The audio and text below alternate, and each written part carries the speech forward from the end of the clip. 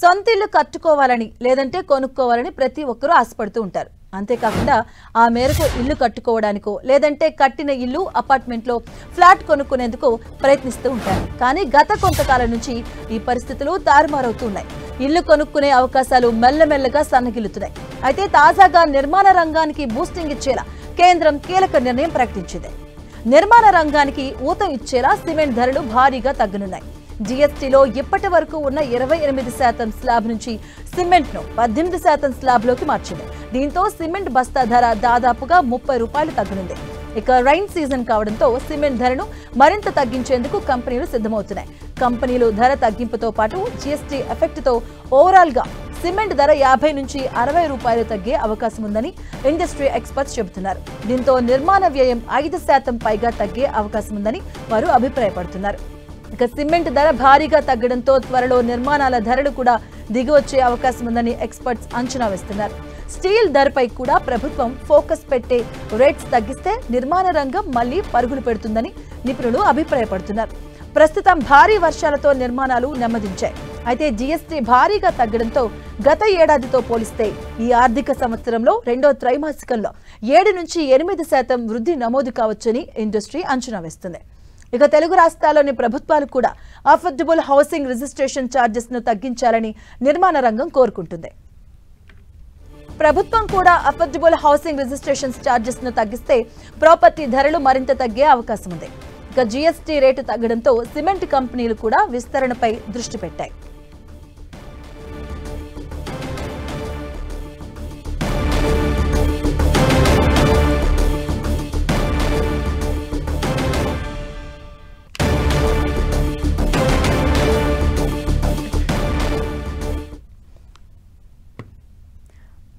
ఇదే అంశంపై మనతో మాట్లాడడానికి సుచూర్ ఇండియా CEO లయన్ కిరణ్ గారు ఉన్నారు. వారితో మాట్లాడదాం. కిరణ్ గారు నమస్తే అండి. నమస్తే అండి. సో ఈ జీఎస్టీ స్లాబ్ రేటు 28% నుంచి 18% తగ్గడంతో సిమెంట్ ధరలో అంటే ఎలాంటి మార్పులు ఉండే అవకాశం ఉంటుంది? ఇట్స్ లాంగ్ పెండింగ్ అండి. ఇట్స్ చాలా మంచి బూస్ట్ అనుకోవచ్చు రియల్ ఎస్టేట్ ఇండస్ట్రీకి మటుకు 28% నుంచి. బికాస్ ప్రైమరీలీ ఇది ఒక ఇండస్ట్రీ అంటే ఒక టాప్ బిల్డర్స్ కు వాళ్ళకి సంబంధించిందే కాదండి. ఒక చిన్న మారుమూల గ్రామంలో పెట్టుకునే వాళ్ళ దగ్గర నుంచి ప్రతి వాళ్ళకు cement is the primary item అండి. మనకు ఒక బిల్డింగ్ కట్టుకోవాలంటే ఫస్ట్ మనకు గుర్తుకొచ్చేది సిమెంటే. అది 28% స్లాబ్ అనేటప్పటికీ అసలు అంటే చాలా ఎక్స్ట్రీమ్ స్లాబ్ లిమిట్ లో అది ఉండిపోయింది ఇప్పటి వరకు. మనం affordability and housing for all అని మనం అనుకుంటున్నప్పుడు అది స్లాబ్ మేము ఫస్ట్ నుంచి అడుగుతుంది ఏంటంటే దాన్ని 12% లోనే పెట్టమని. బట్ 18% రావడం కూడా మంచి శుభ సూచకంగా మనం అనుకోవచ్చండి. బేసిక్ గా దీనివల్ల 2-3 ఇంపార్టెంట్ ఫ్యాక్టర్స్ ఉంటాయి. ఒకటి, క్వాలిటీ సిమెంట్ వైపు అందరూ వెళ్ళడానికి ఛాన్స్ ఉంటుందండి. Because almost 30 rupees per bag అంటే ఈ 30 రూపీస్ లోనే 25 to 30 రూపీస్ లో ఏం చేస్తారంటే లోయర్ సిమెంట్ గ్రేడ్స్ కు వెళ్లే ఛాన్సెస్ చాలా ఉంటాయి. అంటే క్వాలిటీ ఆస్పెక్ట్స్ లో చాలా తేడాలు వస్తాయండి. రెండోది ఏంటంటే మనకు almost 10% difference in the construction cost లో ఉన్నప్పుడు అది ప్రైవేట్ సెక్టర్ లో అనుకోండి, ఈవెన్ గవర్నమెంట్ ఇన్ఫ్రాస్ట్రక్చర్ లో కూడా cement is the major element అండి. మనకి ఏదన్నా అంటే ఈవెన్ నేషనల్ ఇన్ఫ్రాస్ట్రక్చర్ లో మనకు కనుక తీసుకుంటే cement is one of the primary aspect అనమాట. అంటే స్టీల్ అండ్ సిమెంట్ రెండింటిని మనం దీంట్లోకి తీసుకుంటాం. సో డెఫినెట్ గా దీని ఇంపాక్ట్ అనేది ఒకటి క్వాలిటీ వైపు అందరూ వెళ్ళడానికి అండ్ బెటర్ మార్కెట్ స్ప్రెడ్ అవ్వడానికి ఇది చాలా పనికొస్తుందండి. అంటే ఇట్స్ నిజం చెప్పాలంటే ఇది ఒక రకమైనటువంటి ధమాకా, ఒక positive sentiment. Real estate across the country కొంచెం స్లో డౌన్ అయ్యి ఉంది యాక్చువల్ గా చెప్పాలంటే రియల్ ఎస్టేట్ సెక్టర్. సో ఇది డెఫినెట్ గా ఇంపాక్ట్ వస్తుంది. And specially for affordable housing మటుకు ఈవెన్ గవర్నమెంట్ టేకప్ చేయాలన్నా ప్రైవేట్ వాళ్ళు టేకప్ చేయాలన్నా కూడా ఇది చాలా బాగుంది.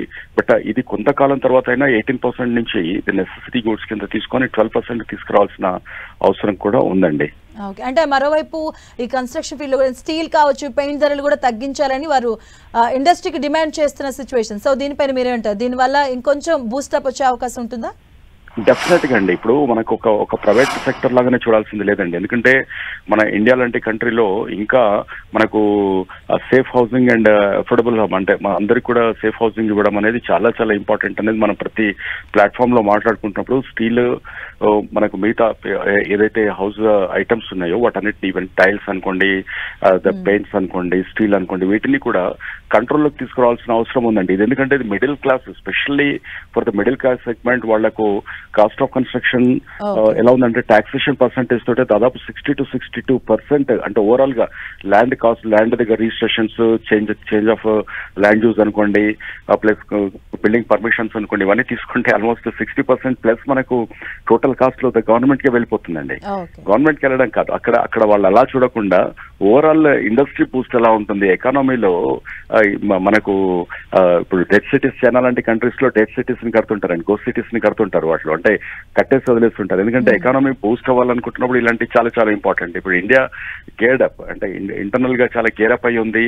అండ్ అది Tier 2 సిటీస్, Tier 3 సిటీస్ కూడా గ్రోత్ అనేది మెల్లగా స్టార్ట్ అయిపోయింది. కాబట్టి ఇది ఈ కన్స్ట్రక్షన్ మెటీరియల్ మీద అది ఒక లగ్జరీ ఎలిమెంట్ లా కాకుండా దాన్ని కూడా అఫోర్డబిలిటీలోకి తీసుకెళ్లాలి అని అంటే ట్యాక్స్ పర్సెంటేజ్ అంతా కూడా 5 to 12% లోపల ఉండాల్సిన అవసరం ఉందండి.